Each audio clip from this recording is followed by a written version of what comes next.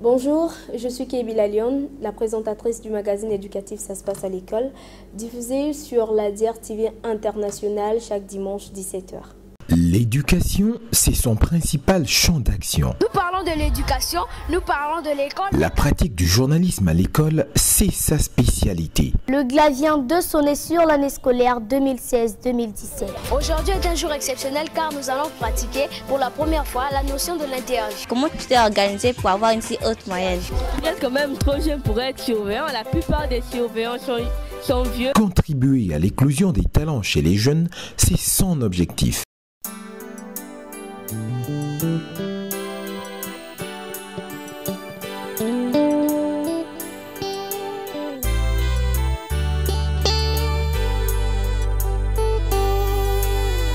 Déjà, 25 ans depuis la tragédie du génocide perpétré contre les Tutsis au Rwanda. Et pour cette commémoration, Ça se passe à l'école a décidé d'organiser un concours, une compétition sous le thème « Tirons les leçons de la Shoah des Juifs » et du génocide perpétré contre les Tutsis au Rwanda, car la stigmatisation commence par le refus de la différence qui existe entre les êtres humains. Aujourd'hui, ici, ma présence est de vous porter un message d'alerte. Un message du fait de notre thème qui nous dit « Tirons des leçons de la stigmatisation des Juifs et des Tutsis au Rwanda ». La stigmatisation, quelles sont ses manifestations, ses causes et ses conséquences? La stigmatisation est causée par le refus de la différence qui existe entre les êtres humains. Par cette expression, tout laisse à saisir que ceux qui stigmatisent refusent d'accepter que dans le groupe qu'on est en train de stigmatiser, toutes les personnes y incluses ne sont pas pareilles. Ce n'est pas parce que ma famille, une personne a volé, qu'on généralise toute ma famille comme étant des voleurs. C'est justement injuste. C'est le cas de cette jeune fille qui, par exemple, est sortie juste avec 2 ou 3. Elle se dit que tous les hommes qui s'embrassent sont pareils. Non, détrompez-vous. Alors la question que je me suis posée est la suivante. Qu'est-ce qui peut pousser à stigmatiser? Et j'ai tout simplement compris que c'est parce que nous refusons d'admettre que tous nous ne sommes pas pareils. La stigmatisation est causée par la peur. Quand on commence à concevoir l'autre comme un danger pour nous, cela fait naître en nous de la haine. Et la haine qui va nous pousser à la stigmatisation. J'ai vu que la stigmatisation est le fait de porter jugement sur une personne, catégorisée en groupe de personnes de façon négative. Cette réalité que tous les hommes sont différents n'est malheureusement pas acceptée par tout le monde. Ce qui a conduit l'humanité à des crimes graves, dont le plus dangereux est le génocide. Génocide égale extermination, massacre. Extermination d'un peuple, d'une race, d'une catégorie de personnes. Imaginez la souffrance d'un peuple qui perd plus de 800 000 personnes. Ça fait très mal. Du 4 avril au 17 juillet 1994, durant 100 jours, plus de 800 000 personnes furent tuées à cause de leur ethnie Tutsi. Lorsqu'il y a eu le génocide au Rwanda, savez-vous que même les bébés, on les tuait? En faisant cette compétition, nous voulons simplement dire aux gens que le génocide n'arrive pas seulement chez d'autres personnes dans d'autres pays, mais il peut toutefois nous arriver à nous aussi. L'activiste Stanton définit que le processus du génocide se développe en 8 étapes. Et ces étapes, ils peuvent se suivre l'un après l'autre, ils peuvent se passer en même temps. Et à chaque étape, bien sûr qu'on peut prévenir, on peut arrêter le processus. Mais quand on n'arrête pas, ça continue. La première étape, ce que nous appelons, qu'il appelle la classification, c'est la division des personnes entre nous et eux, nous et vous. C'est simple, c'est presque rien, mais ça commence toujours par nous, de cette tribu, de cette ethnie, et eux de l'autre ethnie. Nous du nord et du sud. Nous, de telle religion et de telle autre religion. Donc, l'idéologie même du génocide, la préparation du génocide, à notre ainsi, commence par la simple classification en des groupes qui ont une certaine différence, mais alors qu'il y a beaucoup d'autres choses qui rassemblent, qui sont communes à ce groupe, mais on se focalise sur cette différence, nous et eux. Comme si l'espèce humaine ne formait pas une unité. Donc il y a, au fond de tout ça, un regard qu'il faut porter avec courage et lucidité sur ce que nous pensons de ce qu'est l'humanité et de ce que sont les dangers qui frappent, qui peuvent atteindre cette conception qu'on porte sur l'humanité. Toute personne sous-informée de cette tragédie qui s'est passée chez les Juifs ou encore au Rwanda, cette situation assez méconnue, nous avons voulu faire montrer à tout le monde que le problème est vraiment réel et qu'il peut encore toutefois revenir, retentir dans nos sociétés. C'est pourquoi 24 lycéens ont compétit et en faisant passer un simple message, dire aux gens que la stigmatisation peut engendrer la haine. Et la haine, elle peut créer le génocide.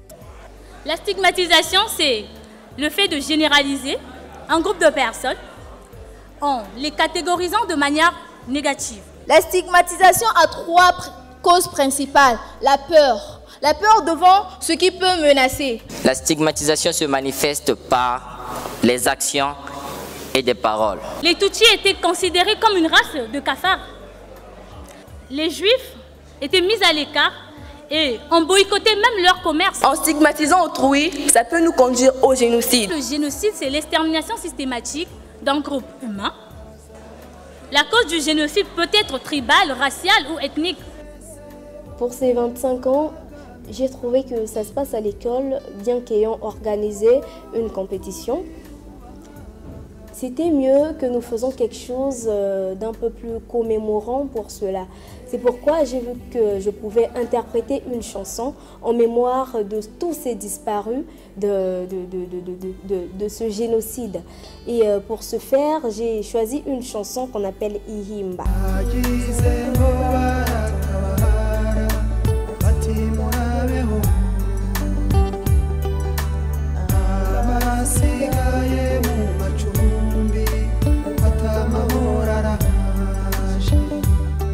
Une chanson très triste, c'est vrai, au début, mais vers la fin, elle parle de la joie, du kwibuka, comme on le dit au Rwanda, remember, donc un souvenir.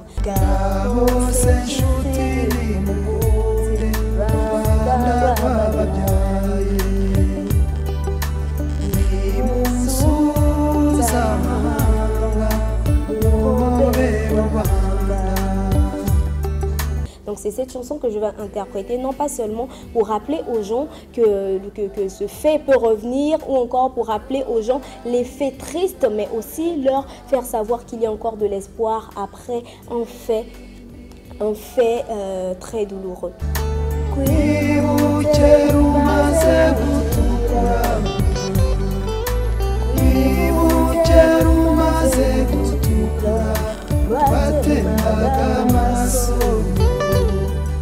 J'ai eu des challenges, c'est vrai, en français, en lingala, en anglais. Ce sont des langues que j'entends tous les jours, des langues que je parle tous les jours.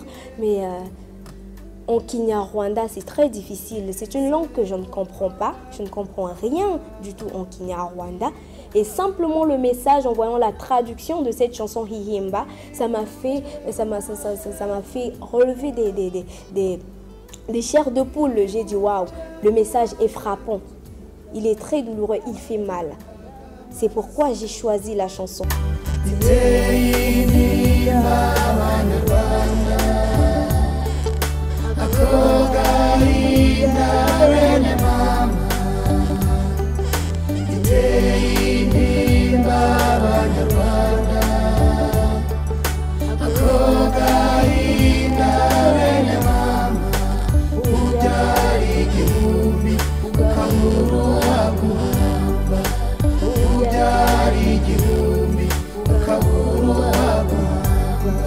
C'est très difficile, mais j'ai dit j'accepte le challenge, j'accepte le défi parce qu'il faut absolument que je chante cette chanson pour faire passer le message. Pas seulement pour les Congolais, mais aussi pour tous ceux qui sont à l'étranger, l'Afrique, les jeunes en général.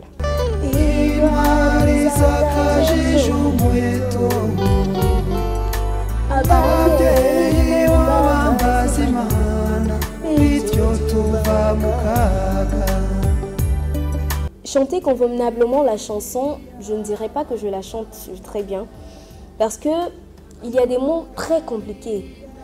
On dirait de l'italien au mélange de l'anglais, de l'espagnol et un peu d'arabe. Très compliqué à comprendre. On dirait un peu du Larry à l'intérieur. Et pour comprendre, qu'est-ce que je fais? J'écoute la chanson, je francise la chanson, je fais une phonétique et après je la chante. Il suffit bien que je prononce des paroles telles qu'elles sont dites et après le message passe. Pour celui qui comprend bien le Kinyarwanda, en tout cas il comprend que c'est le message que je veux faire passer. Mais pour celui qui ne parle pas le Kinyarwanda, c'est difficile pour lui de comprendre. Mais au moins les paroles sont bien prononcées après que j'ai fait la phonétique de la chanson.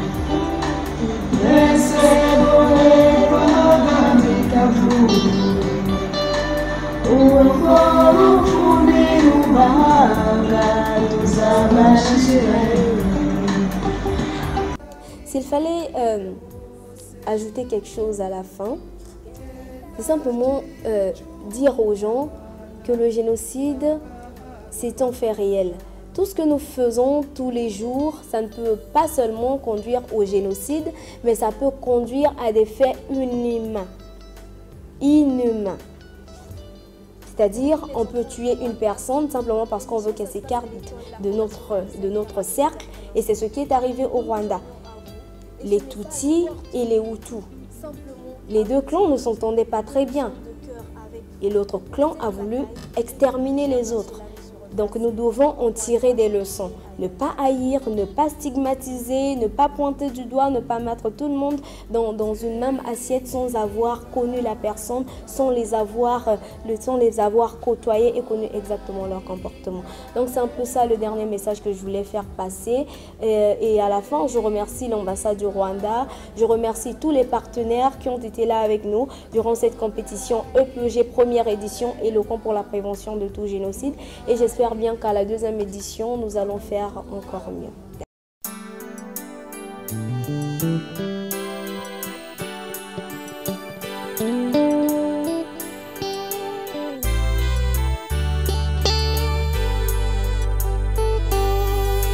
Ça se passe à l'école, sur le canal 332 d'IRTV International.